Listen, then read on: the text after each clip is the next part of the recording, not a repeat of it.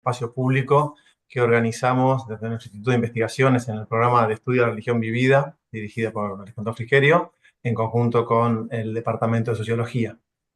En este espacio invitamos a distintos especialistas que trabajan justamente en religión y espacio público para compartirnos sus experiencias, para poder excitar un poco nuestro intelecto, nuestras ideas en torno a estas temáticas. Ya hemos invitado a algunos investigadores mexicanos, tres concretamente, un investigador brasileño. En este caso, vamos a invitar a un referente del trabajo de religión y espacio público en Argentina, Fabián Flores. Cambiamos de disciplina, hasta ahora hemos tenido sociólogos y antropólogos. Invitamos a nuestro primer geógrafo para que nos acerque sus investigaciones en esta temática. Así que bueno, un gusto tenerte con nosotros, Fabián, y acompañarnos en este espacio. Bueno, muchas gracias, Fabián, por participar. Yo voy a hacer, como siempre, las presentaciones formales de rigor. Fabián Claudio Flores es geógrafo y doctor en Ciencias Sociales y Humanas por la Universidad Nacional de Luján. Se desempeña como investigador independiente del CONICET y como profesor asociado e investigador en el Departamento de Ciencias Sociales de la Universidad Nacional de Luján. Es director del GIEPEC, Grupo Interdisciplinario de Estudios sobre Paisaje, Espacio y Cultura, y codirector del GIEPRA, Grupo Interdisciplinario de Estudios sobre el Pluralismo Religioso en Argentina. Tiene una extensísima trayectoria investigando cruz entre religión y espacio público. Su tesis doctoral trabaja con las comunidades adventistas, después ha trabajado mucho con Luján, y ahora creo que están trabajando sobre ovnis, algo de esto nos va a contar Fabián también. Así que bueno, muchísimas gracias por participar. Y bueno, con Fabián hemos también atravesado distintas instancias trabajando juntos, así que bueno, es una alegría poder contar con vos hoy. Ok, bueno, yo nada más que puedo decir de Fabián, obviamente que es un referente en el tema del estudio del espacio. También, digamos, fue instrumental en fomentar la interdisciplinaridad, ¿no? Quizás por esto de que él es un geógrafo que tiene un doctorado en ciencias sociales, pero digamos, siempre ha organizado eventos en los cuales se han ido historiadores, antropólogos, sociólogos, geógrafos. También se destaca en la promoción del pluralismo, ¿no? Ya como vos dijiste, del GIEPRA, es otra temática que ha abordado y promovido con publicaciones, ha editado libros, ha organizado coloquios. Así que bueno, nada, es una persona sumamente activa, sumamente relevante para nuestro estudio de la religión en Argentina. Y también está bueno, digamos, otra de las cosas es que lo hace un poco por fuera de el ámbito, ¿no?, porteño céntrico en el cual nos movemos todos, porque bueno, él tiene como base la Universidad de Luján y está bueno también, no solo estudia, sino que, digamos, trabaja un poco fuera del espacio Cava, o que no solamente, ¿no? Pero digamos, en el que nos movemos todos y que siempre nos limita un poco también. Así que bueno, es un gusto tenerlo a Fabián acá y bueno, vamos a ver qué es lo que tiene para decir y después comentaremos y preguntaremos. Pero bueno, a aprovecharlo y a disfrutarlo.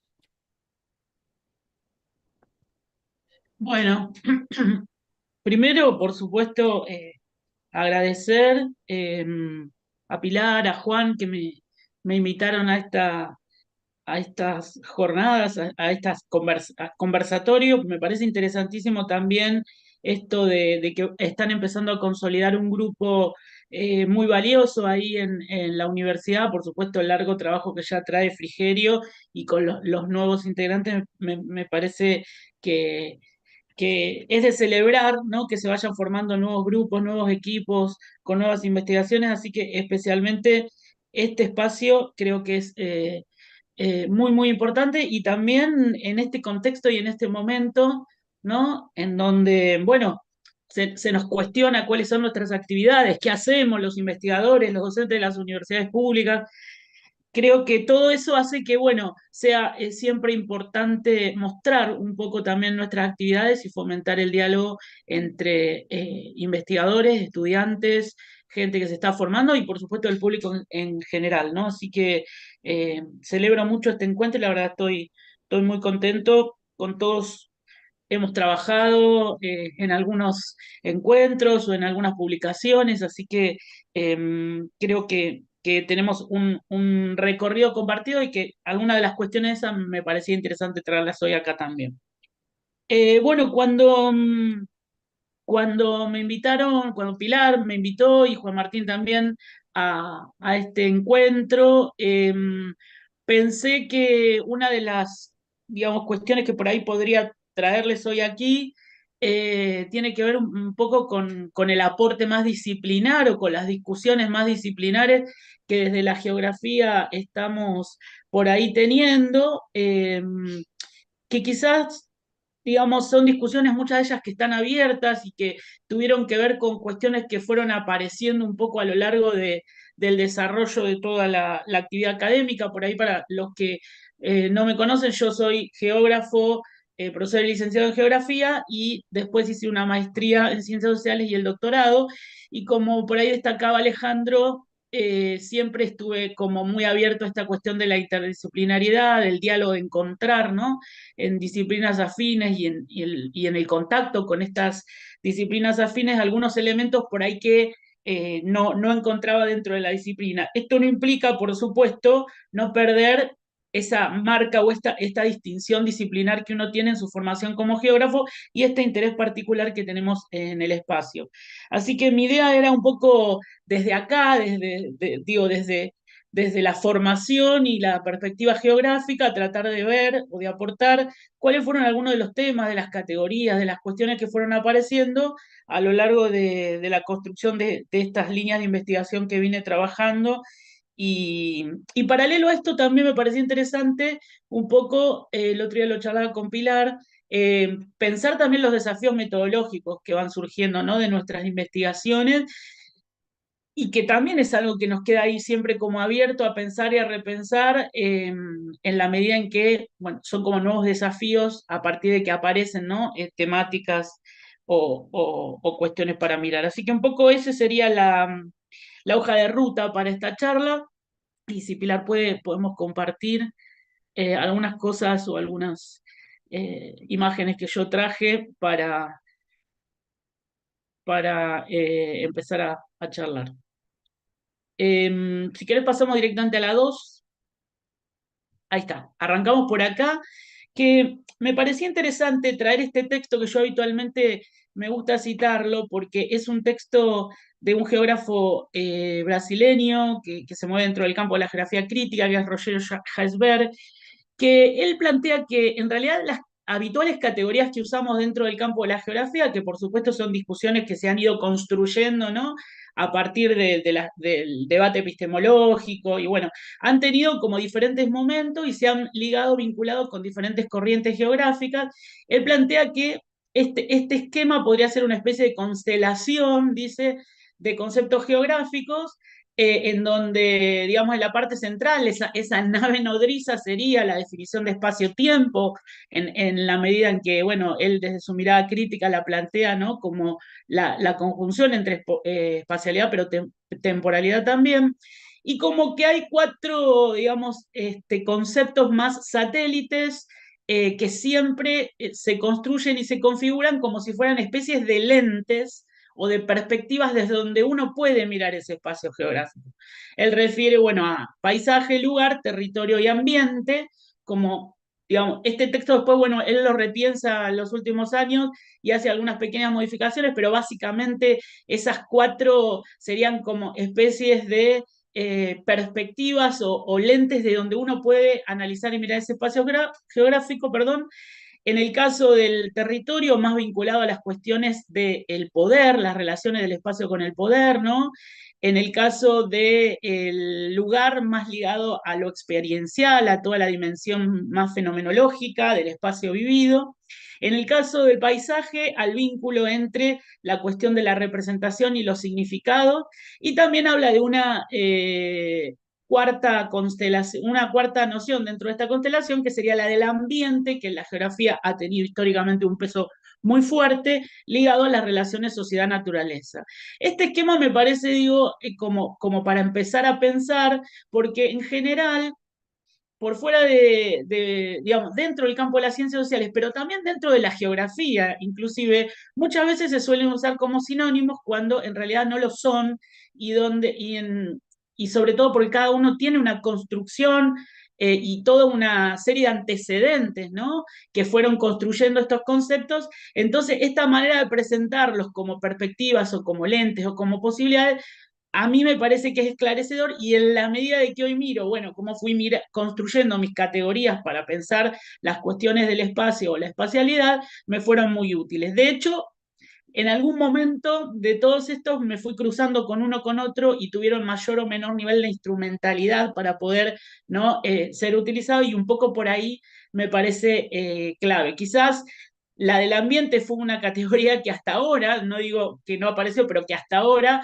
tuvo un lugar mucho más marginal en mi perspectiva de cómo mirar la producción del espacio, pero las otras sí han tenido su protagonismo. Si pasamos a la siguiente, otra cuestión que para mí fue fundamental a la hora de pensar esta forma de apreciar y de llevar adelante la cuestión de esta constelación de nociones ha sido este libro que es La producción del espacio de Henry Lefebvre, que justamente no es un geógrafo, pero que sí ha influido mucho en todo lo que tiene que ver con las geografías culturales y la manera de pensar esa espacialidad, no tanto en torno al espacio como un producto social, que sí es como una mirada más ligada a las corrientes por ahí de los años 60, la geografía crítica, marxista, etcétera, sino más bien como un proceso de producción, o sea, no mirar el resultado, sino el proceso, ¿no?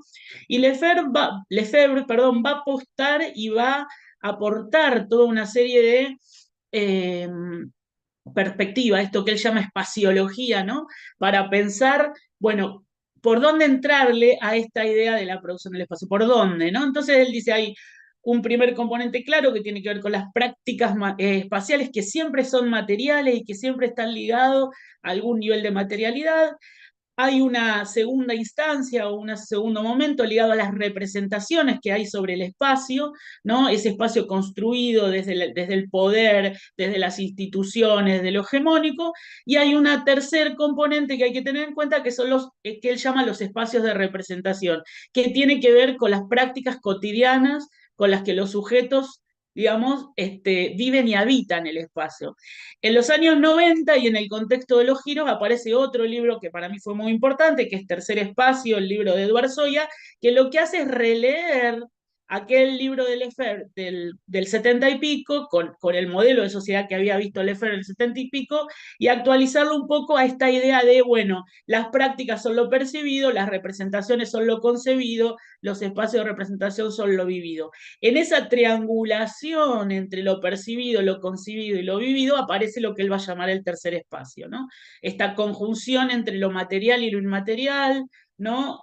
Lo mental eh, y lo percibido, concebido y vivido. Entonces digo, para mí, o al menos en la idea, desde donde yo miro un poco todos estos problemas de la dimensión espacial, han sido bastante influyentes estas dos cuestiones, ¿no? De ponerse los lentes de las perspectivas y segundo, de mirar todo este proceso de producción a partir de estas perspectivas lefebvrianas o, bueno, luego leída por Soya. Si pasamos, Pili, entonces, un poco desde ahí yo quería ir viendo cómo fueron apareciendo estas categorías, ¿no?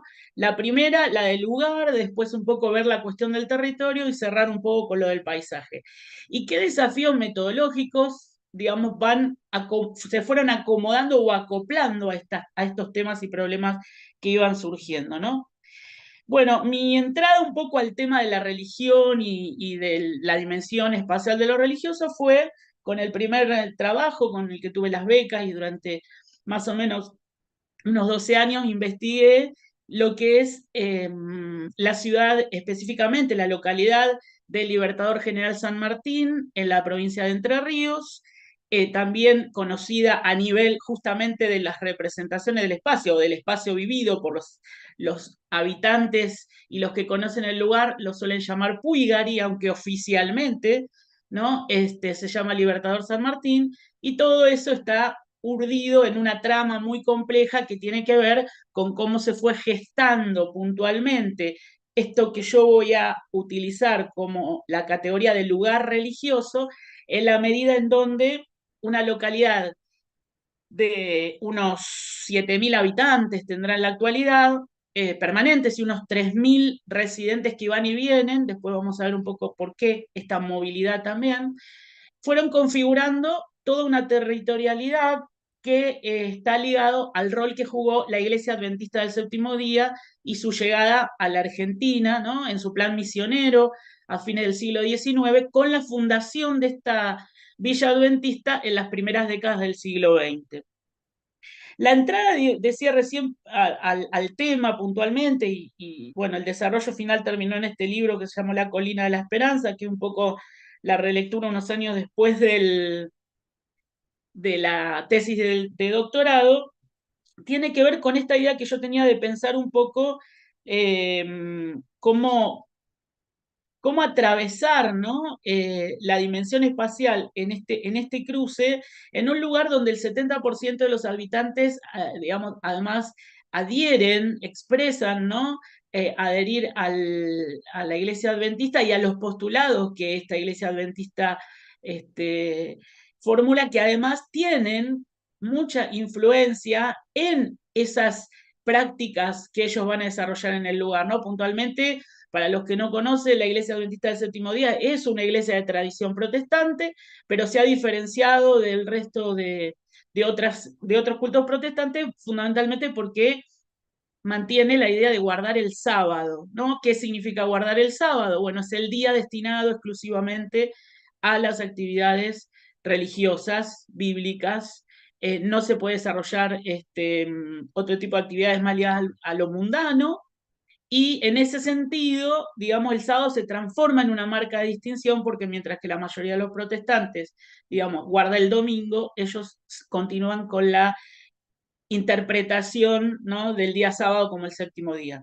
Por un lado eso. Segundo, la raíz milenarista muy fuerte, ¿no? La idea de que esto es inminente, la llegada de Cristo. Y esto va a implicar prepararse para esa llegada.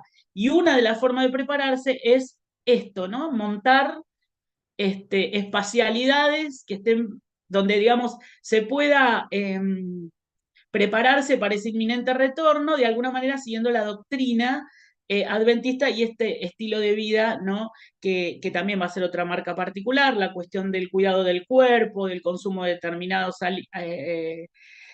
alimentos, también los dos pilares fundamentales que van a formar este modelo territorial que un poco yo analicé en el libro, que son el sanatorio y la escuela, ¿no? Fundar lugares religiosos que tengan, ¿no?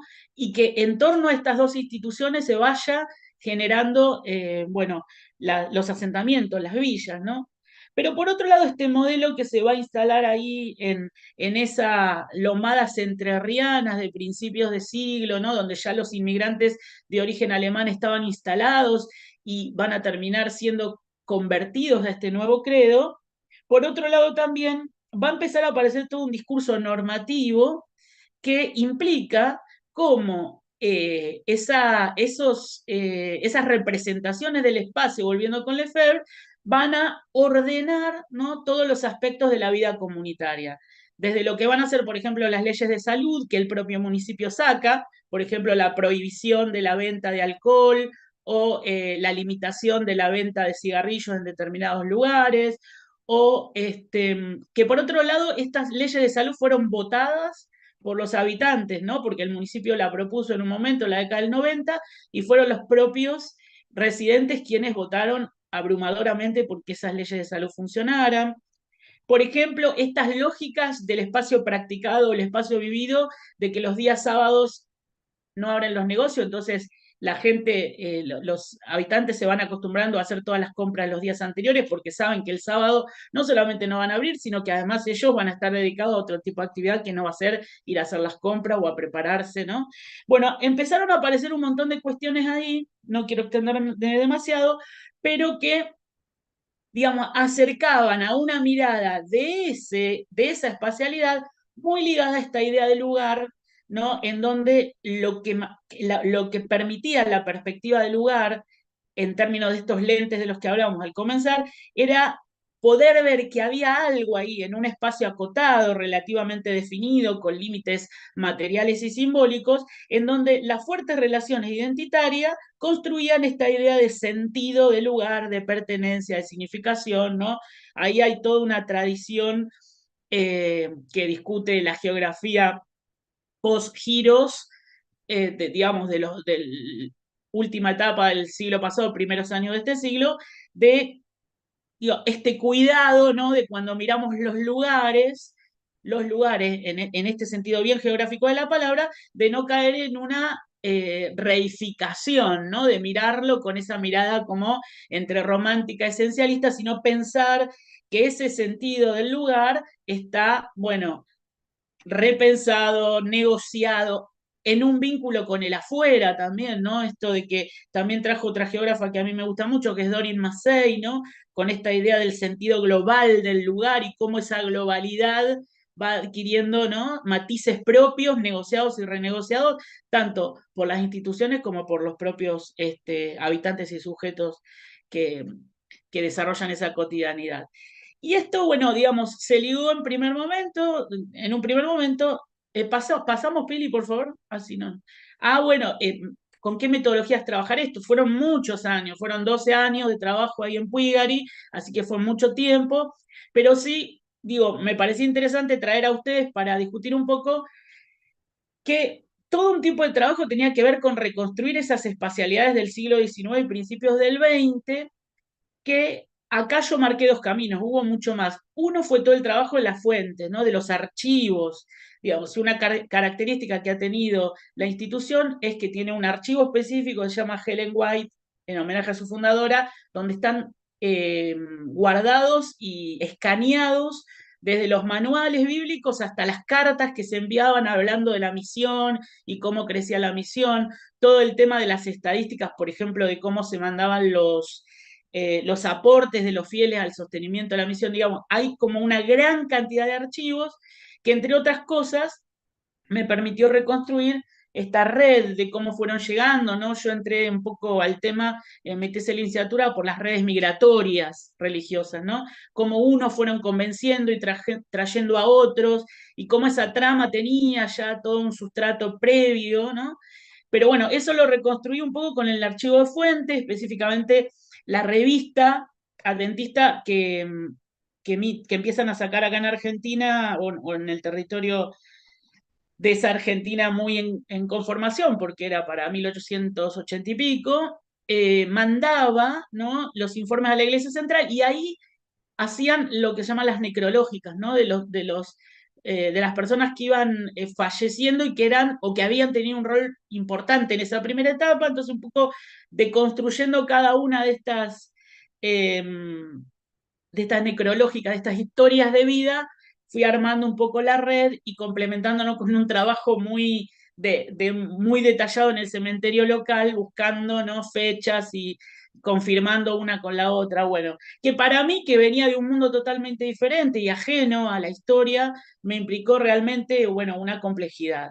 Y la otra cuestión tiene que ver con esto del trabajo de campo, que para nosotros en geografía es muy importante, bueno, para los antropólogos, sociólogos también, pero en donde la lectura material del paisaje, ¿no? De los restos que el paisaje nos deja, nos obliga a tener como, digamos, afinar, ¿no? Eso, por ejemplo, este mapa, este plano, yo fui reconstruyendo a partir ahí de caminar y recorrer y ver qué restos, ¿no? Qué rugosidades van quedando de esa época, por ejemplo, las construcciones de las viviendas de los alemanes.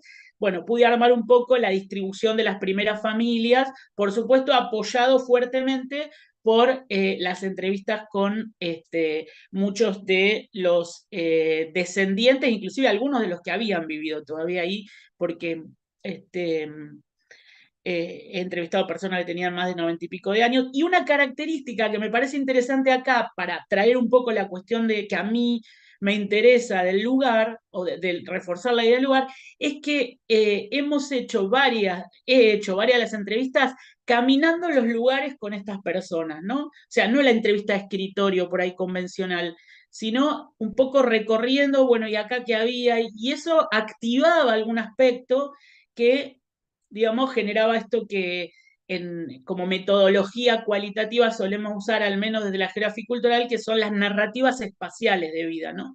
Como al contar nuestra vida contamos nuestro espacio. Y eso tiene que ver con un poco caminar y recorrer.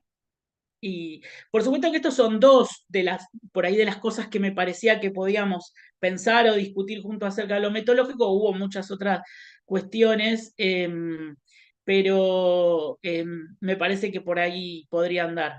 Si pasamos, Pili, a la siguiente, bueno, después aparece, terminé, cerré un poco todo el doctorado, salió el libro, y como, bueno, yo estaba trabajando en la Universidad de Luján, también, digo, empezó a surgir esta cuestión, bueno, estamos trabajando en un área de zona donde lo religioso no es para nada menor, y entonces empezamos a mirar un poco la cuestión esta también de saltar la escala, ¿no? De venir de una pequeña localidad de unos 7.000 y pico de habitantes, donde todo más o menos funcionaba, con esta dimensión religiosa, a pensar ya una escala de lo urbano, ya que estamos charlando de lo urbano.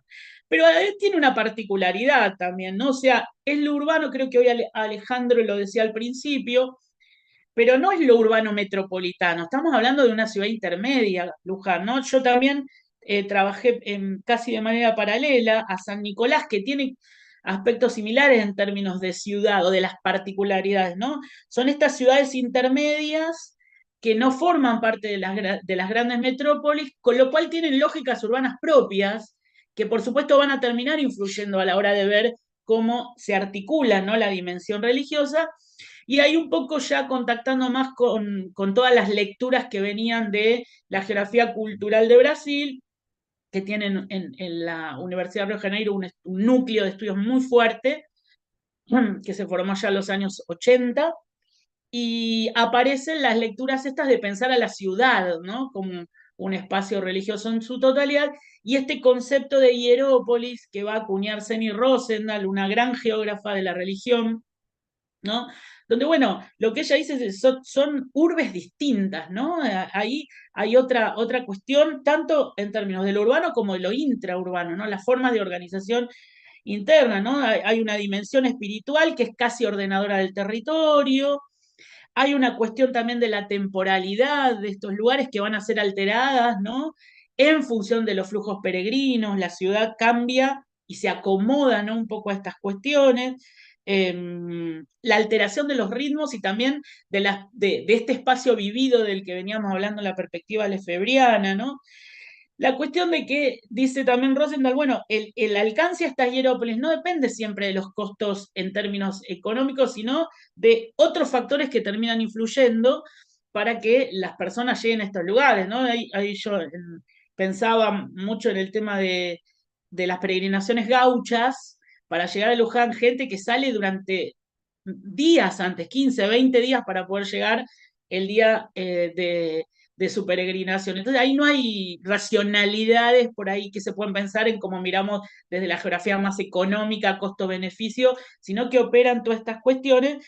Y en el caso particular, bueno, los itinerarios también se empiezan a diseñar un poco en función, ¿no?, de estos flujos, qué pasa con los habitantes de Luján los días de peregrinación, algunos se van, otros no salen de su casa, ¿no? Todas estas cuestiones entre ese otro que está ahí todo el tiempo y que, digamos, afecta mi devenir cotidiano y mi espacio urbano. Y entonces aparece esta disgregación que ya se observa fuertemente entre dos territorios bien marcados, entre una Luján más ligada a la basílica, al centro histórico basilical, y también a la ribera y el río, porque pensemos que ahí hay una articulación entre las prácticas religiosas, pero también las de ocio, ¿no? Las grandes peregrinaciones de comienzos de siglo era ir a pasar el día a Luján, a la mañana la liturgia y la oración, y a la tarde ir al río y, bueno, y disfrutar. Entonces, esas esferas de ocio y religioso operaban como un todo, ¿no?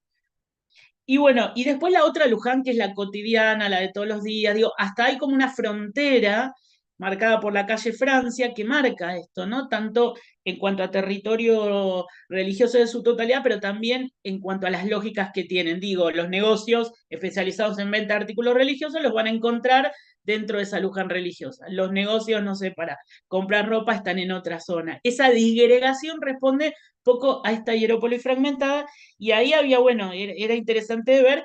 Y una cosa que dice Rosendahl también es el valor simbólico y político que tienen estas ciudades, ¿no? El de las hierópolis. Bueno, pensemos que el modelo de basílica se conforma paralelo a la conformación del Estado-Nación. Esto lo han trabajado muchos de nuestros historiadores con la conformación de esta idea de la nación católica, etc.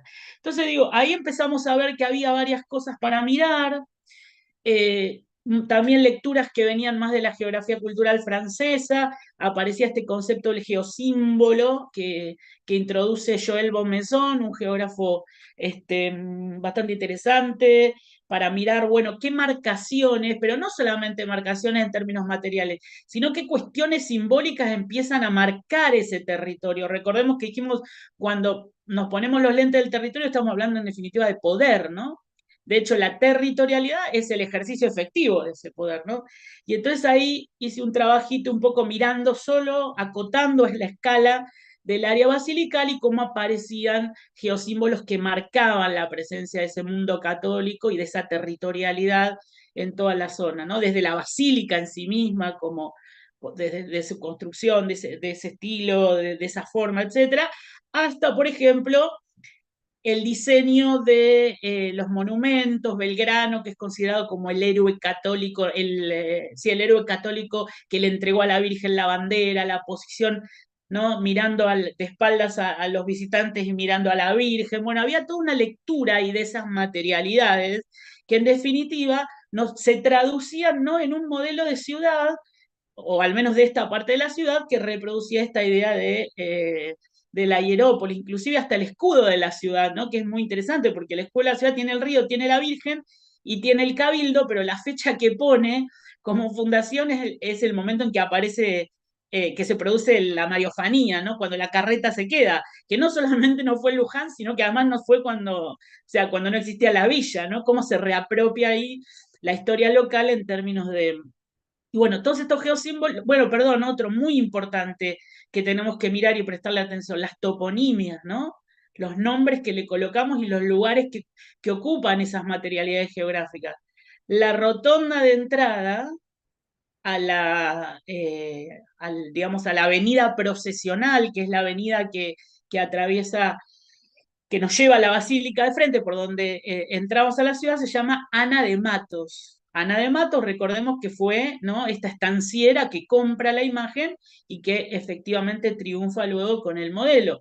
Mientras que la otra mujer escondida de la historia lujanense, que es Magdalena, bueno, Magdalena Díaz, ahora no recuerdo exactamente, que fue la que dona las tierras para el ejido urbano, no tiene ningún lugar en el centro, ninguna calle, ni ningún nombre, y su lugar está en un barrio, ¿no? Estas formas simbólicas espaciales van marcando y nos van, digamos, se está traduciendo un poco, ¿no?, ese modelo de territorialidad religiosa mariana. Pero también, y acá ya trabajando más con el equipo y con Marcos, empezamos a pensar un poco esto que hoy también trajo acá al comienzo Alejandro. ¿Qué pasa en estos lugares donde suponemos, ¿no?, que es el centro de la fe mariana, de la fe católica? ¿Qué pasa con los demás cultos, ¿no? ¿Qué pasa con las demás territorialidades que no responden a lo católico? ¿Cómo se disputa ese espacio público en términos de otros geosímbolos por fuera de lo católico? Y ahí empezamos a trabajar un poco y a ver, ahí estamos, muy bien. ¿Esto qué es? Tratar de pensar el resto de los geosímbolos que aparecen en el espacio público de lo que sería ese centro, ¿no?, de la ciudad, el centro histórico, cercano a la Basílica, pero también a la otra Luján. Y bueno, en un recorrido de varios meses, rastreamos lugar por lugar cada una de las imágenes, de las marcas que nosotros entendíamos, ¿no?, que tenían algún proceso de identificación religiosa, desde una ermita hasta un calco, hasta un templo, ¿no?, todas con una serie de clasificaciones, etc. Y bueno, y ahí empezamos a ver un poco más la diversidad esta de la que hablamos, porque había mucho elemento católico, pero no todo el mismo catolicismo, ¿no? Teníamos desde en la representación el negrito Manuel, que se traduce en un catolicismo por ahí más mariano, hasta un catolicismo mucho más popular, hasta un gran altar del Gauchito Gil que funcionaba dentro de un comercio, al cual la gente podía, en lugar de ir a comprar, dejarle las bendiciones, porque este señor que lo cuidaba después iba a Corrientes a llevársela. Entonces empezamos a ver elementos nueva era, nada, toda una diversidad que aparecía como mucho más opacada en términos de pensar que tenés un gran santuario neogótico que representa la principal, ¿no? Centro de fe mariana de la Argentina. Y este trabajo entonces empezó a iluminar un poco esta idea de las multiterritorialidades, ¿no? Y cómo algunas zonas sí están más presentes, ¿no? La diversidad, y en otras aparece como más disperso, hemos hecho otros más. Yo puse para pensar en la cartografía, ¿no? Pero como de densidades, ¿no? Por manzana, bueno, ¿qué nivel de diversidad hay en términos de densidad? Y entonces acá introducía como segundo aspecto la cuestión de la cartografía, que la verdad que para mí ha sido históricamente un tema bastante ajeno. No he tenido gran formación en cartografía, pero lo cierto es que en los últimos años tenemos herramientas sencillas, relativamente sencillas, de acceso libre y gratuito con las cuales se puede trabajar y poder de alguna manera, ¿no?, mapear o cartografiar estas cuestiones. Bueno, este primer mapa está más hecho con un modelo más tradicional, pero por ejemplo quería traer este otro, que ahí por ahí lo podemos ver, si Pilar puede entrar, que puse el link, que lo hicimos con Marcos para lo que estamos mirando un poco ahora, ¿no? Que el MyMaps es una herramienta que ofrece Google, en donde uno puede, ¿no?, situar elementos utilizando Google Maps y a la vez abrir una serie de pestañas que permiten cargar información. Entonces, bueno, este es un mapa que estuvimos haciendo sobre la cartografía del universo ufológico, clasificando un montón eh, de elementos, ¿no? Y lo que tiene también de interesante esta herramienta es que uno puede ir sumando, ¿no? Ahí, si querés entrar a la zona de Capilla del Monte, vas a encontrar un poquito más del centro de Córdoba, van a ver que hay un montón de marcas, bueno, porque ahí aparecían desde. Nosotros ahí clasificamos, si ven a la derecha, perdón, sí, a la derecha, las categorías que están, no sé, agroglifos y zonas anómalas, zona de turismo extraterrestre, etcétera. Pero ven que hay una solapa, estoy hablando de las referencias, ¿no? Que no está cliqueada, que zonas calientes. Ahora, si vos, Pilar, podés cliquear ahí aparecieron todas las que habíamos detectado, ¿no? Y uno las puede marcar o con un punto o con regiones, ¿no? Y colocar la información. Por ejemplo, si entramos a la estrellita esa que estás marcando justo, apretá ahí. Ese es el Cerro Pajarillo, por ejemplo, ¿no? Entonces uno ahí le puede cargar. Durante el verano 86 se detectaron marcas de los pastizales localizados, el hecho se le atribuyó a la presencia de un ovni. O sea, uno puede cargar fotos, y ir configurando toda una cartografía que hasta si uno desea y quiere lo puede dejar abierto, ¿no? Y cualquier usuario que quiera, ¿no?, puede cargar información que uno debería chequear después, etc. Bueno, es una herramienta relativamente sencilla y no es necesario saber tanto de cartografía. Yo tampoco tanto manejo acá, un poco el que más sabe todos estos marcos, pero fuimos armando esto, además con la posibilidad de ir sumando cosas nuevas que aparecen, ¿no? Porque justamente hace menos de un mes estuvimos en Victoria entrevistando a la gente del Museo OVNI y nos tiraron un montón de información que no la teníamos, que ahora se puede agregar, ¿no?, dentro de este universo de las representaciones ufológicas. Bueno, esto es MyMaps, se llama. Después hay otros programas más complejos, como el QGIS, etcétera, que también permiten colocar capas de información, etcétera, pero me parece que como herramienta para el tipo de investigaciones que al menos nosotros desarrollamos, estas son interesantes y son relativamente sencillas de poder maniobrar, ¿no? Si querés volvemos al Power. Igual después, si quieren, les puedo pasar para que lo vean en detalle.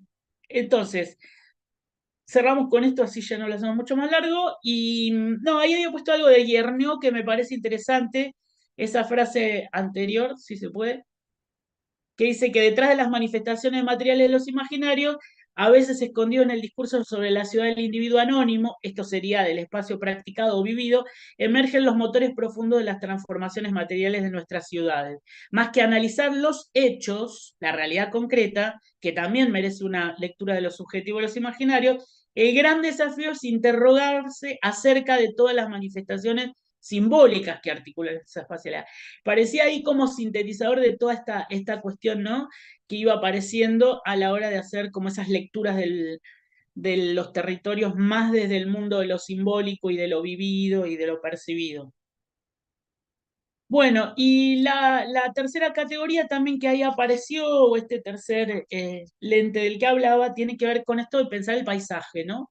Que por otro lado el paisaje es una categoría que tiene como bastante peso en los estudios geográficos.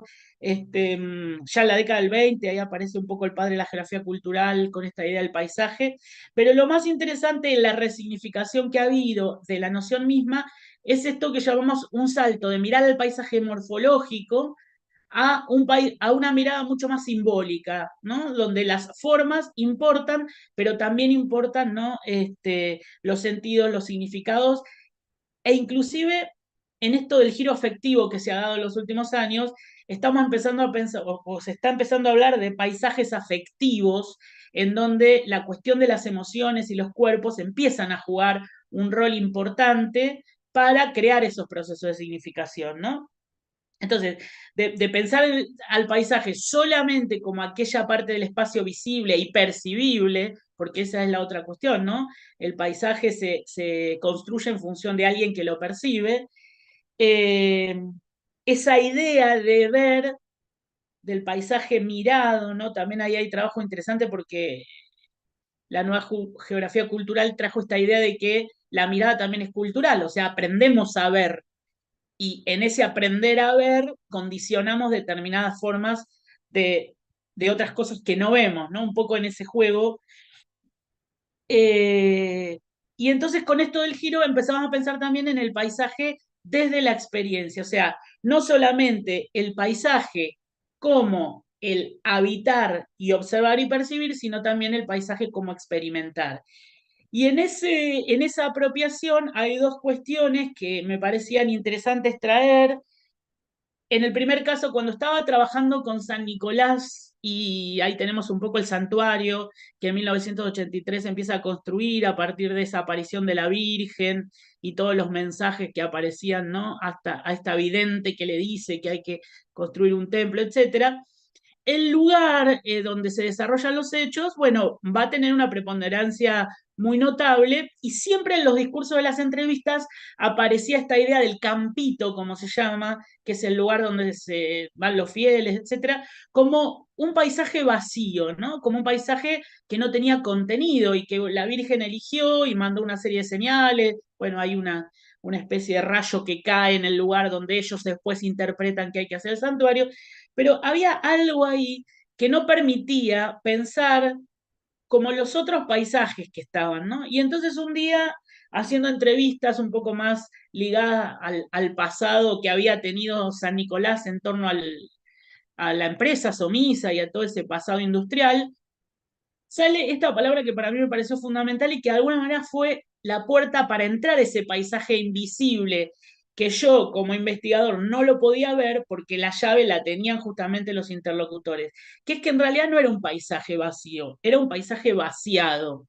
Y esto tenía que ver con que en ese lugar, en la década del 70, se había instalado una de las villas miserias más importantes que tuvo San Nicolás, con migrantes de trabajadores, con trabajadores migrantes que habían venido a Somisa y que fundaron este asentamiento conocido como Villa Pulmón, que fue muy importante y que cuando viene la dictadura cívico-militar, en ese plan que hubo de erradicación de villas miserias, con las topadoras se llevaron todo puesto y se vació el paisaje. Y ahí justo encontré una foto ayer que nunca, y la puse ahí, como ese paisaje está aplastado, ¿no? De alguna manera por el otro paisaje religioso. Ahora, ahí creo que hay un gran tema metodológico, me parece que ahora después lo podemos, que introduce este problema de la visibilidad y la invisibilidad del paisaje, ¿no? De cómo entrar ahí, ¿no? Cómo poder correrse y entrar a ese mundo y a partir de ahí reconstituir una espacialidad que está extinta, o sea que no tengo restos materiales justamente, ¿no? Que es de donde nos agarramos para empezar siempre. Acá la inmaterialidad y los discursos y las narrativas y toda esa cosa que llamamos la memoria espacial de la que hoy hablaba, juegan un rol fundamental para interpretar qué pasó ahí. Y la segunda cuestión que quería traer de los paisajes es esta idea de la apropiación que hablábamos en términos experienciales y cómo se le empiezan a adjudicar dotes y dones específicos a determinados paisajes. Por ejemplo, entre ese mapa que veíamos recién, con Marcos detectamos que hay varios paisajes que empiezan a tener toda esta vinculación con lo extraterrestre, con lo extraordinario inclusive, ¿no? Por ejemplo, Talampaya, donde determinados grupos consideran que hay una ciudad intraterrena, que es la ciudad de Ankar, y entonces el paisaje empieza a tener un montón de cuestiones afectivas y sensitivas, por lo tanto hay retiros espirituales para poder experimentar eso. Ahí está el modelo de apropiación de ese paisaje, ¿no? En términos de mercantilización y en este caso, bueno, de aprovecharlo con eso. Y cierro con esto porque ya nos estamos pasando, me parece, pasamos lo metodológico acá. Acá yo traje dos cosas, me parece que en esto las narrativas por lo menos siempre son muy importantes y la forma en la que nos vinculamos con nuestros interlocutores. A veces hay una tradición, por lo menos hablo desde la geografía, de ir al campo, preguntar dos o tres cosas, una encuestita y listo, y no poder, ¿no? Adquirir ese vínculo que uno tiene que tener, ¿no? Con los actores. Pero también hoy las redes nos introducen en un nuevo desafío metodológico, que es esto de las etnografías virtuales o esto de empezar a aprovechar esas redes para desarmar y también utilizar, ¿no? Eso en términos de insumos para nuestras investigaciones. Y acá justo encontré una publicación que es de historias de San Nicolás, en donde justamente se publica esa foto que mostré de la Villa Pulmón, y la gente empieza a reconstruir y a contar cómo era vivir ahí, ¿no? De gente que vivió, ¿no? Creo que alguno dice, nos voltearon la casa, vivía bajo el santuario, el otro dice, bueno, hacíamos esto, nos juntamos. Entonces, ¿cómo podemos aprovechar eso, que no es la entrevista o que no es, ¿no? El cara a cara con nuestros interlocutores, para también usarlo como insumo y potenciar, ¿no? Sobre todo en estos casos, como decía recién, en donde el paisaje material no está y nos tenemos que agarrar de esa inmaterialidad para interpretarlo, ¿no? Y en el otro caso también, como las redes, no, en este caso el Instagram, nos pueden servir para obtener información de esos mundos o de esas interpretaciones de las que también somos tan ajenos, ¿no? Entonces, me parecía que, lejos de desestimar todo esto, también suma y nos aporta mucho más a pensar, bueno, cómo estas categorías, ya sea lugar, territorio, paisaje, las que utilicemos, este, bueno, abren un montón de caminos para interpretar la dimensión esta espacial de lo religioso. No quiero extenderme mucho más, me parece que por ahí podemos usarlo para charlar y otra vez les agradezco porque es muy, muy interesante escucharlos ahora a ustedes e intercambiar lo que podamos. Gracias.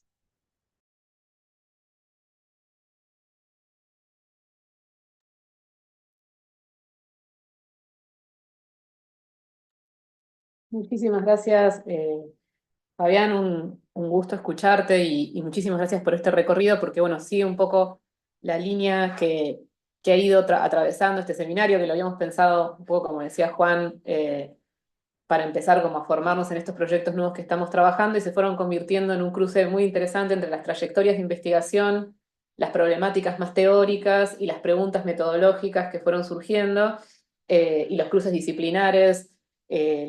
Cuando presentaron René de la Torre y Cristina Gutiérrez Unida, ellos hablaban como del rol y importancia de los geógrafos en ese proceso, entonces también me parece interesantísimo pensar desde los geógrafos y esto que vos marcabas también de cómo ir incorporando discusiones que tienen que ver con la geografía cultural, con cuestiones de representaciones, que hacen a una forma específica de entender en los lugares, los espacios, los territorios, y al mismo tiempo, para quienes no venimos de la geografía, el cuidado con el uso, e incluso cuando somos como sociólogos, sociólogas, un poco obsesivos con el uso de las categorías, en general, acá es el lugar donde empezamos a usar sinónimos, ¿no? Entonces, me parece que también es fundamental pensar esas tradiciones y esos recorridos. Así que bueno, primero abro a preguntas, comentarios y después incorporaré alguno más. No sé si Ale o Juan quieren empezar.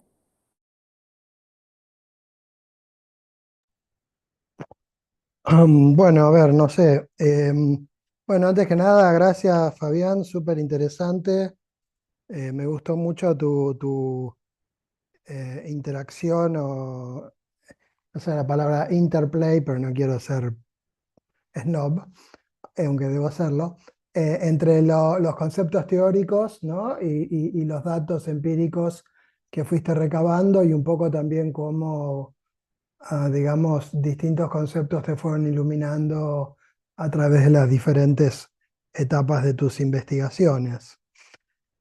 Que me pregunto también hasta qué punto eso tiene que ver con los autores que fuiste leyendo o con las realidades diferentes de los lugares que fuiste investigando, ¿no? Eso digo, sería una primera pregunta quizás, porque bueno, no es lo mismo Puigari que Luján, que San Nicolás, que el espacio de, ¿no? de las experiencias ufológicas, etc. Digo, entonces, ¿en qué medida eh, eh, hubieron diferentes lecturas que te fueron llevando por diferentes lugares o formas de análisis o diferentes realidades que investigaste fueron imponiendo que buscaras o necesitaras otras herramientas teóricas, digamos, ¿no? Y dos, bueno, cuando hablabas de lo de la villa, ¿no? Que yo no, bueno, obviamente no sabía y creo que mucha gente tampoco, ¿no? Lo de la villa miseria y lo del territorio vaciado. Me acordé lo que dijo Emerson la otra vez acá de las distintas temporalidades de los espacios, ¿no? Los espacios multitemporales o algo así, que sería, bueno, todos los espacios albergan distintas temporalidades, pero algunos más significativamente que otros, porque en algunos, digamos, distintos grupos sociales tienen distintas memorias de lo que sucedió en esos lugares y esos lugares significan cosas diferentes situadas temporalmente. Entonces, digamos, si vos viviste en la villa esa o tenías parientes que vivieron en esa villa, etcétera, ese lugar no va a tener solamente la temporalidad de la basílica, sino que va a tener otro registro temporal y otro significado, ¿no? Entonces digo, me parece que esa es una idea quizás que me pareció valiosa cuando la presentó Emerson y que me lo hizo acordar tu ejemplo de la basílica y la villa, ¿no? Y la idea de la diferencia entre lo vacío y lo vaciado es muy fuerte, ¿no? Especialmente en Argentina, donde hay una larga tradición de borrar personas, acontecimientos, y ahí iría otra tercera pregunta o comentario que tendría que ver con lo que yo llamo, digamos, el orden espacial, ¿no? Que son estas dimensiones normativas y regulatorias del espacio, que me parece que quizás no siempre salen con la fuerza que deberían, especialmente en Argentina, que es de vuelta para mantener cierta imagen de lo que sería Argentina, blanca, católica, moderna, europea. Tenemos que controlar mucho el espacio para que todas las presencias que van contra esa imagen no estén presentes en los espacios que nos sirven para mantener esa imagen, ¿no? Entonces digo, bueno, en Buenos Aires yo siempre decía que, bueno, solamente podemos pensar que somos un país blanco si basamos nuestra idea de la Argentina en 6 o 7 barrios de la capital y especialmente en momentos en los cuales había ciertas presencias que no se permitían, ¿no? Entonces, bueno, después vinieron los cartoneros, Después se quebró un poco este orden racial espacial y religioso espacial y empezaron a haber evangélicos en el centro, cartoneros en el centro, y ahora con Macri, Jorge, Macri Black, tenemos de vuelta, ¿no?, esta campaña de orden que básicamente es saquemos a los pobres, mandémoslos a otro lado, que es volvamos a hacer la ciudad blanca y ordenada, ¿no?, después de todos estos años de descontrol kirchnerista. Entonces digo, ¿qué tanto apareció la regulación del espacio en tu trabajo, ¿no? O sea, por ejemplo, vos dijiste, bueno, el área basilical tiene presencias de otras religiones, etcétera, pero bueno, digo, hay esfuerzos por suprimirlas, disimularlas, invisibilizarlas.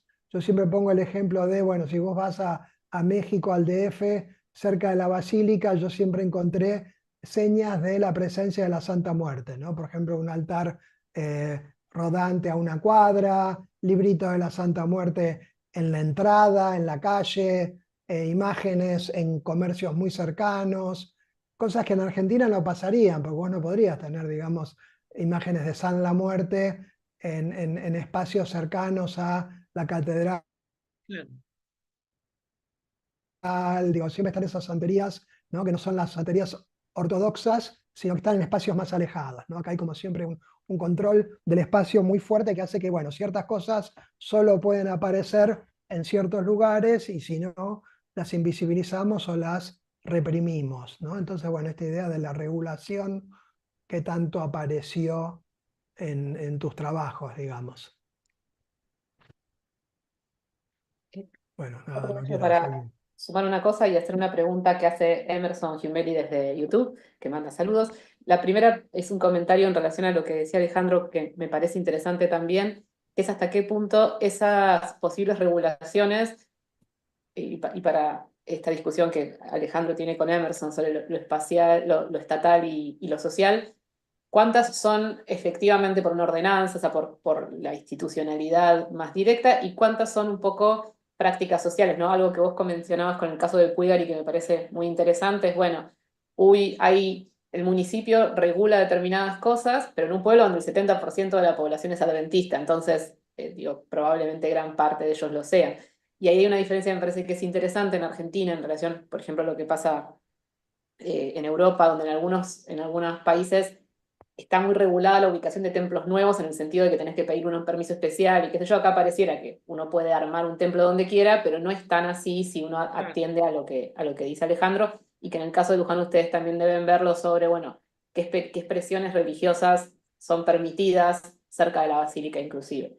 Y la pregunta de Emerson va un poco más en relación a Luján y a la construcción del mapa, sobre todo el mapa de los puntos localizados de varias religiones. Y ahí la pregunta que le hacía era si no era necesario diferenciar la naturaleza de esos distintos puntos. Por ejemplo, entre un gran templo y una pequeña sala. Y qué recursos usaron ustedes para poder mapear esto, si es posible pensarlo también para territorios más amplios, ¿no? Porque lo que mostrabas ahí era una parte muy central de Luján. Bueno, ¿cómo fue un poco el recorrido metodológico y cómo podría pensarse para otros lugares? Y ahí le doy la palabra a Juan. Sí, yo retomo el tema de las regulaciones, diversidad religiosa, espacial, y me pregunto hasta qué punto estos geosímbolos en el espacio público hoy por hoy no son medio testimonio de otra época. ¿Podría hacerse el eje que se arma en Luján de la Basílica, se llama ese eje que llega hasta la rotonda, que está marcado y orientado todo hacia Luján? ¿Sería posible construirlo hoy de cero? ¿O es justamente un contexto epocal que hoy por hoy no sé si se llama, si sería posible construirlo de vuelta en esa lógica?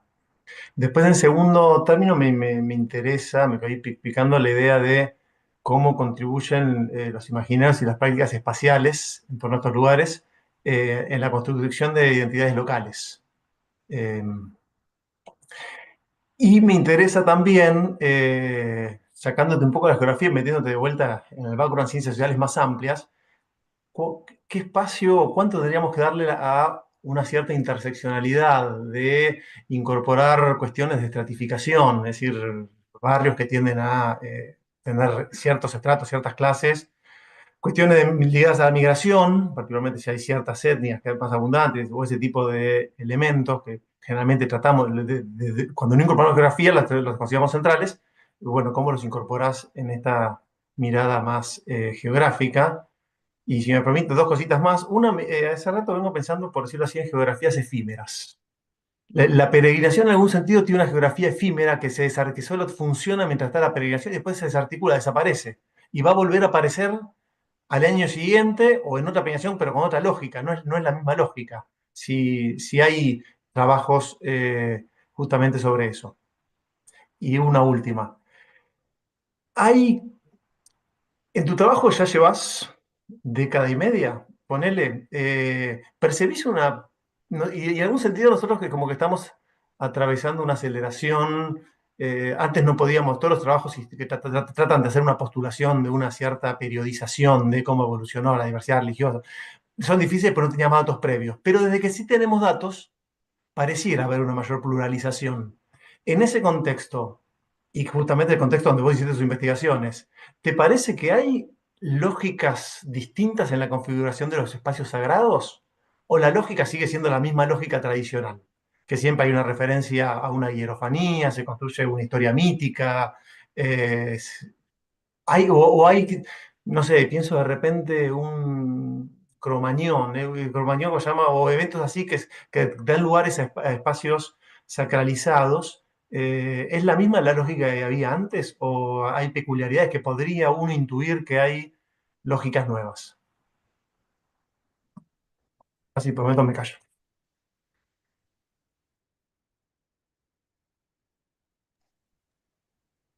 ¿Arranco por acá? O no sé si...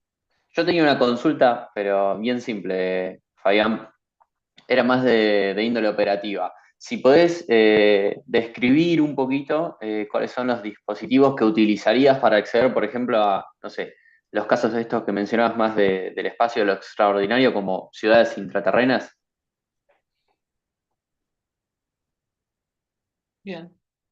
Bueno, algo si quieren hasta acá un poco, después de última si van saliendo. Primero, gracias de nuevo a todos por los comentarios que son súper interesantes. Voy a arrancar un poco por lo de Alejandro. Bueno, yo creo que viendo hoy, ayer o anteayer cuando estaba armando, trataba un poco de ver en retrospectiva, ¿no? Cómo uno empezó a trabajar estos temas y qué pensaba o cómo era en ese momento.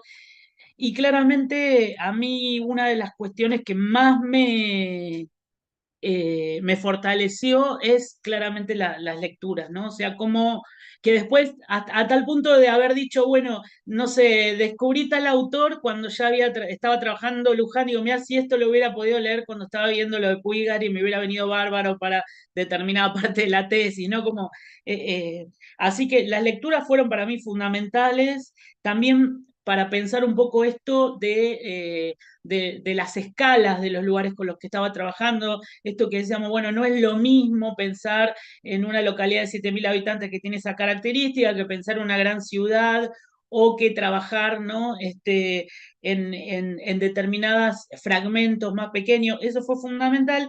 Y a mí particularmente, que venía de una formación en geografía, donde, bueno, la geografía humana y social habían tenido algún peso, pero no quizás el necesario, me fue fundamental también el poder asistir a eventos, congresos y discutir con colegas de otras disciplinas, digamos. Hay un montón de lecturas, conceptos, no sé, ideas que fueron surgiendo ni de las lecturas ni de la formación académica que yo había tenido, sino justamente de este intercambio de ir a escuchar a alguien que tiró un concepto, ir a buscar. O sea, creo que para mí los espacios más interesantes, al menos, han sido los espacios de los eventos, de los congresos y de ese tipo de charlas. No por digamos, darle menos importancia a la teoría y a los autores que uno va descubriendo, pero realmente en términos prácticos, la medida lo que más me fortaleció o que me abrió, me iluminó, tuvo que ver con esos encuentros. Eso por un lado. Después, bueno, lo de la Villa Pulmón es muy interesante y hasta daba para trabajar exclusivamente eso, porque además cuando se pudo un poco reconstruir esto que me pareció re interesante, las varias temporalidades que mencionabas con distintas significaciones, lo religioso también estaba presente ahí, en esa villa y en ese lugar, porque ahí había operado, por ejemplo, la pastoral del tercer mundo fuertemente entre la comunidad paraguaya, con un templo que había, que era el de la iglesia de Cacupecia, un montón de elementos y de espacialidad religiosa estaban presentes ya, y sin embargo, bueno, en esta lógica del vaciamiento, todo eso fue arrasado también por las topadoras y se introdujo este nuevo santuario, ¿no? Entonces, ahí aparece un poco también esto en las lecturas del paisaje, la idea del palincesto, ¿no? Como ese modelo de escritura donde uno borra todo, pero algo de eso queda y hay que ir a buscar por ahí para empezar a tirar, ¿no? Del hilo y encontrar por ahí las respuestas que estamos buscando. Pero básicamente sí hay una cuestión con las temporalidades interesantísimo, porque además lo del vaciado vacío surge a partir de una narrativa de una entrevista que estaba haciendo con unos ex trabajadores de Somisa, que además no estaban en San Nicolás en el centro, sino estaban en esos barrios populares que se construyeron para sacar a toda la gente de ahí. Entonces también había una cuestión de espacialidad, porque cuando uno se movía en el trabajo de campo, era el santuario, los alrededores, el centro de San Nicolás y todo ese eje que se conformó entre el viejo centro histórico y el nuevo centro religioso. Sí, había, ¿no?, algo más allá. Esas voces estaban mucho más allá de ese espacio céntrico, hegemónico. Entonces, recién cuando por contacto de contacto entrevisto a alguien que había sido un sindicalista muy fuerte en las huelgas del 91, aparece esto del vaciado vacío y ahí se abrió, ¿no? Entonces, como se abrió otra caja para detectar todas estas cuestiones. Lo tercero que decía Alejandro, para mí me parece fundamental el tema el orden espacial, que además aparece en un montón de cuestiones y en un montón de casos, esto de lo normativo. Y prácticamente, al menos en varios de las investigaciones y en diferentes cositas, la cuestión de la regulación estatal, y ahí engancho con lo que preguntaba Pilar, desde mi perspectiva me parece que las regulaciones sociales en términos de prácticas, al menos a nivel espacial, parecen tener mucho más peso que las regulaciones estatales. O por lo menos de los casos que he visto, tiene más que ver justamente el peso de lo social que lo estatal. Y algunos ejemplos así que me iba acordando más o menos. El caso de la peregrinación de los gauchos, que en términos de imaginarios locales, para los lujanenses, ha sido históricamente una de las peregrinaciones que más detestan, diría, ¿no? Digamos, ha sido estigmatizada por los medios de comunicación locales, por los habitantes, etcétera, etcétera. Durante años, ¿no? La peregrinación esa era justamente un poco esta lógica de la barbarie, ¿no? Que entraba a la ciudad, que se quedaban a comer, que tomaban alcohol, que se peleaban, etcétera.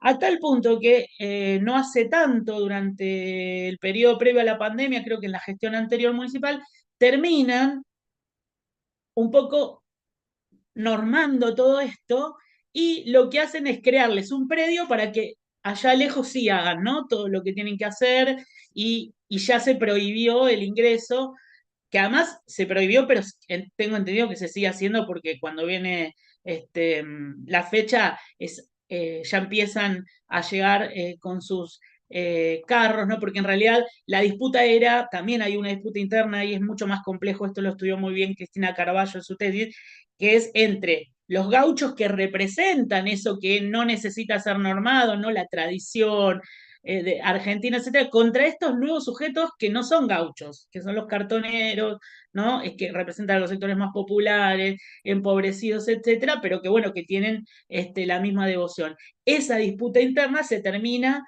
resolviendo con la intervención del municipio, creando un predio exclusivo para que lo hagan allá. También recuerdo que en la época de la pandemia, que estaban prohibidas las peregrinaciones, el primer año del aislamiento, habían preparado gendarmería porque los gauchos decían que iban a venir igual, aunque la peregrinación estaba prohibida, ¿no? Otro caso que me acuerdo de esto de que estamos hablando de las regulaciones. La basílica tiene en la parte inferior lo que se llama la cripta, ¿no? Donde se entronizan los vírgenes de diferentes lugares que las comunidades o que, bueno, se van regalando, otorgando a la Virgen, y ahí hay como altares propios. La disposición espacial no responde a un patrón temporal que podría ser, bueno, las primeras, sino que ves todas las de Europa, después las latinoamericanas más ligadas a los cultos populares, y en el fondo, lejos, aparecen esas otras, sobre todo una de las últimas que se introdujo en el 2000, creo que 20 o 18, que es la primera virgen africana, Mama Mushima de Angola, ¿no? Entonces, también ahí aparece todo un juego entre esto que habla, y así como eso, no sé, un montón de casos que me voy acordando sobre la cuestión de qué peso tiene lo estatal, qué peso tiene lo social. Cuando estábamos haciendo con Marcos el mapita ese eh, de las marcas territoriales, nos llamaba la atención que no había nada ligado al mundo afro, ni mucho menos, siendo que estaba Manuel y toda la tradición del negrito Manuel, etc. Y así de casualidad, hablando con algunos vecinos de las áreas que estábamos capturando, nos dicen, no, no, no, porque dice acá, solamente en el garage, había un garage ahí que no tenía marca nada, es donde hacían las macumbas, como dice. Y si no, si querés ver macumba tenés que ir al río, pero ahí no lo ve nadie, claro, porque todo lo que era el borde de la ribera se usaba fuera del centro, ¿no? Como más alejado, en un área además muy degradada en los últimos años, que en términos de los imaginarios es una de las áreas que se vincula con paisajes peligrosos, de desolación, de bueno. Entonces, así como esas, un montón de cosas que voy recordando que fueron apareciendo, en donde me parece que, si bien lo estatal está presente con ciertas regulaciones, lo social medio que se lo termina llevando puesto, ¿no? Un poco. Y con respecto, Pili, a lo de las peregrinaciones y los templos, una cosa que nos llamaba mucho la atención es que en esas manzanas que recorrimos, el único templo católico que había era la basílica. O sea, no había otra iglesia, otro templo de la iglesia católica que no sea la basílica, ¿no? En todo el... Y entonces empezamos a mirar, creo que yo no me acuerdo, después Marco, vos hiciste uno buscando lo de los barrios, ¿no? Los templos que había en los barrios. Claro, todo el resto de las parroquias están en los barrios, porque hay una ordenanza, ¿no? Que no prohíbe la instalación de templos, porque además los que veías de otras denominaciones, como puede ser los diferentes templos eh, evangélicos, protestantes, eran reutilización de edificios previos, ¿no? Uno era una gran casa de deporte, el otro era el bingo, el otro era el cine, en donde, bueno, nada, ahí lo que hay es una redefinición de los usos de formas previas que la ciudad ya tenía en su centro, ¿no? Entonces aparecía eso. Y después con respecto, bueno, a lo que preguntó Emerson, que también le mando un saludo grande. Bueno, yo solo mostré el último mapa, que es el que tiene las denominaciones. En realidad el trabajo constaba de un recorrido pormenorizado con una serie de fichas en donde íbamos inscribiendo toda aquella marca que suponíamos tenía una identificación religiosa, y en el caso de ser posible, eh, digamos, hacíamos una mini entrevista o algo con la persona que estaba en ese lugar. Por ejemplo, habíamos catalogado primero entre si mal no recuerdo, como entre grandes formas, ¿no? Desde templos era una categoría, otra categoría tenía que ver con ermitas, otra categoría tenía que ver con marcas más efímeras, otra categoría tenía que ver con bueno, ahora no las recuerdo todas. Y dentro de eso habíamos catalogado las que eran públicas, es decir, que estaban bien en el espacio público, las que eran privadas, porque en Luján hay mucha ermita dentro de las casas, con la Virgen o con, dentro de las casas, pero expuesta, ¿no? Hay una cosa ahí también de mostrarlo. Y después había una tercera categoría que recuerdo que nos aparecía como muy importante, que eran estas que eran privadas pero de uso público. Es decir, por ejemplo, dentro de McDonald's o Mostaza de Luján había una especie de ermita en donde la gente podía entrar y no necesariamente había gente que no iba a comprar hamburguesas, sino que iba a rezarle a la Virgen y se iba, ¿no? Entonces, ese juego entre lo privado y lo público medio que se terminaba rompiendo porque habíamos mencionado esto. No, no recuerdo si había alguna otra categoría, pero dividimos en varias fases, ¿no? Para llegar a armar ese mapa. Este es uno de todos los que hubo. Después hicimos uno de densidad de diversidad, sacando por manzana cuántas marcas había, ¿no? Y entonces coincidía determinadas zonas donde había mucha circulación, con mayor número de marcas ligadas al mundo católico, o sobre todo a lo mariano, ¿no? Que en Luján tenía mucha presencia, y después, para ver las marcas más diversas, había que irse bien a los bordes de ese centro. Y otra cosa con respecto a lo metodológico, la intención era detectar la marca, armar esa ficha, pero en la medida de las posibilidades, poder como capturar cuál era el nivel de identificación. ¿Por qué? Porque pasaba que, bueno, era una mirada nuestra en definitiva, ¿no? De que esa marca tenía alguna significación religiosa. Y recuerdo un caso puntual que siempre lo marco, de qué importante es esto del contacto, ¿no? Porque encontramos una ermita privada en una casa, en la zona más residencial, que estaba vacía, ¿no? Que no tenía nada. Bueno, eso no es una marca, representa algo, bueno, se llevaron la Virgen, la sacaron, etcétera, y justo estaba la señora con la que me pongo a charlar y me cuenta que se había mudado a ese lugar, que tenía la Virgen de Luján, y cuando ella llegó, sacó la Virgen y dejó la ermita porque ella era atea y estaba, digamos, como marca de identificación era la ermita vacía, ¿no? Se le adjudicaba el haber quitado esa identificación religiosa dentro de su casa. Después, voy con algunas de las cosas de Juan Martín, si no me olvidé ninguna. Lo de los geosímbolos, vos decías que es algo epocal, y si, bueno, eso es cierto porque tiene que ver con eso, pero cuidado porque también hay procesos de reconstrucción de esos geosímbolos. O sea, este modelo de centro basilical que yo mostraba ahí no es el modelo histórico. Esto es lo que pasó en el 2010 cuando se hizo el proyecto de Plaza Seca, ¿no? Antes el centro basilical y todo eso no tenía esta forma. Vos podías llegar en auto, por ejemplo, hasta el frente de la basílica. Entonces también hay una redefinición y de hecho estos geosímbolos se colocan en ese modelo de plaza que se hace en el 2010 cuando se reformó la basílica y cuando se terminó, ¿no? Y un poco también ahí aparece esta cuestión, porque, por ejemplo, parte del debate de formar esa plaza seca era sacar la estatua ecuestre de Belgrano, que generó un debate tremendo entre la Asociación Belgraniana, la universidad, el patrimonio, etcétera, porque el ala dura de la iglesia decía, no, entre los fieles y la basílica no puede haber nada, tiene que haber una plaza seca que no interrumpa esa conexión. Bueno, después termina resolviéndose un poco cuando interviene un historiador contando lo importante que era Belgrano en términos simbólicos para la Iglesia Católica, ¿no? Que había sido el prócer más católico. Y bueno, y ahí terminan mediando y convenciéndose y lo dejaron a Belgrano en el medio. Pero ese modelo de plaza que vemos es resultado, sí, como vos bien decís, de una construcción epocal, pero también inventada y reinventada, ¿no? De acuerdo a determinados contextos. Recordemos que en el 2010 es la primera vez, si no me equivoco, que durante el gobierno de Cristina Kirchner se saca el Te Deum de la Catedral de Buenos Aires y se hace en Luján, que fue leído como con los conflictos que tenían, etcétera, que fue leído en una clave también muy digamos, de disputa, ¿no? Estado, ahí, Iglesia Católica, y fue parte de la inauguración de este nuevo modelo de Plaza Seca, bueno, que se interpuso. Después me preguntaste, bueno, lo de la interseccionalidad, por supuesto que me parece fundamental. Yo no estoy tan seguro y tan convencido de pensar esto de barrios con características de clases medias, barrios con características.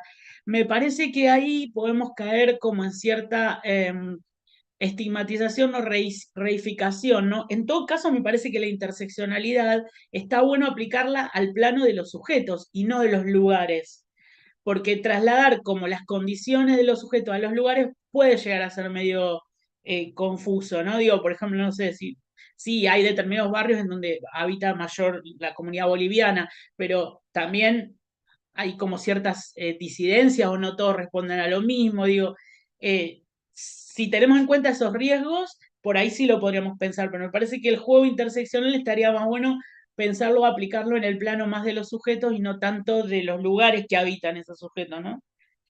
Y sí, lo de las geografías efímeras, bueno, sí está muy trabajado, hay un concepto específico que que se suele utilizar bastante para pensar esto que vos decís, de esos eventos espaciales fugaces, ¿no? Que a la vez tienen como mucha intensidad, porque transforman materialmente mucho el espacio geográfico y después medio como que todo se vuelve a la normalidad. Y en general se suele usar la palabra escenarios geográficos, viene un geógrafo de los años 70, que es David Simon. Él plantea que estos escenarios geográficos que se activan y se desactivan se dan en función de interioridad y exterioridad, pero no la interioridad y la exterioridad pensada como algo cerrado o abierto, sino por la capacidad de construir lugar en función a lo significativo que puede ser, ¿no?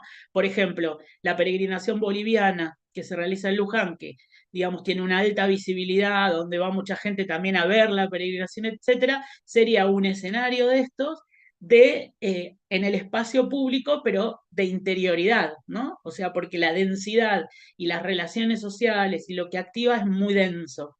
Ese juego, bueno, para escenarios, digo, también lo podemos pensar para otras cosas no religiosas, ¿no? Un recital te genera toda una transformación espacial importantísima y después termina eso y más o menos el espacio se va acomodando a la...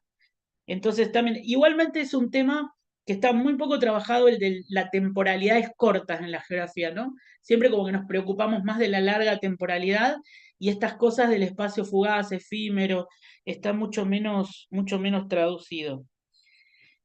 Y las dos últimas cositas, bueno, voy por la de Marcos primero, que dijo esto de cómo hacemos, ¿no? Para detectar estos fenómenos más ligados a lo extraordinario, que un poco es lo que estamos tratando de meternos ahora. Ahí me parece que hay como que usar muy importante todo este arsenal de los dispositivos de oralidad, de estas narrativas en donde uno, como decía hoy, tenés que sentarte y tratar de entrar en ese mundo y tratar de interpretar ese mundo desde donde están pensando. Me parece fundamental el tema del lenguaje, pero del lenguaje en términos específicos, ¿no? Quiero decir, de las palabras que usan y de traducir cada una de esas palabras en términos de la significación que en ese grupo, en ese contexto cultural tienen esas palabras. Y, y bueno, y también pensaría, ¿no? Ahora se me van ocurriendo, todas estas nuevas líneas de cartografías más participativas también podrían funcionar ahí, ¿no? Bueno, cómo llevamos lo que está en la cabeza para alguien que piensa en ERCS a cómo sería ERCS, ¿no? Cosas así, habría que trabajarlo un poco más, pero digo, la cartografía no es solamente el mapa que vimos, hay otros modelos de cartografías que tienen que ver con nuestros espacios de vida o las colaborativas, ¿no? Las que se van armando, que podrían ayudar. Y cierro con lo último, lo de las periodizaciones, sobre las nuevas lógicas que preguntaba Juan. No sé, la verdad no lo había pensado nunca y pensándolo así habría que